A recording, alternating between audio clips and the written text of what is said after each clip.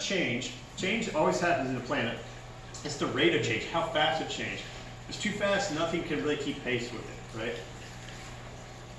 Oh, this is weird. But we actually have, if you go north end, you actually can see it from the dock out here. This little tower looks like a radio tower. This is kind of a high resolution CO2 meter, or eddy covariance flux tower, if you really want to be impressive.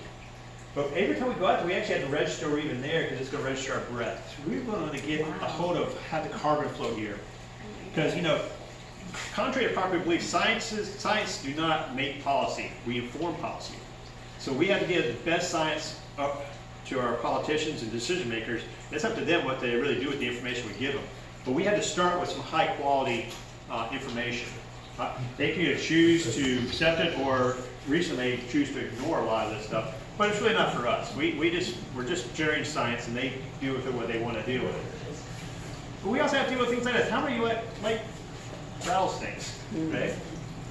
So these guys, you know, we don't like, the only, if you live in the South, there's that expression, the only good snake is a dead snake. Right?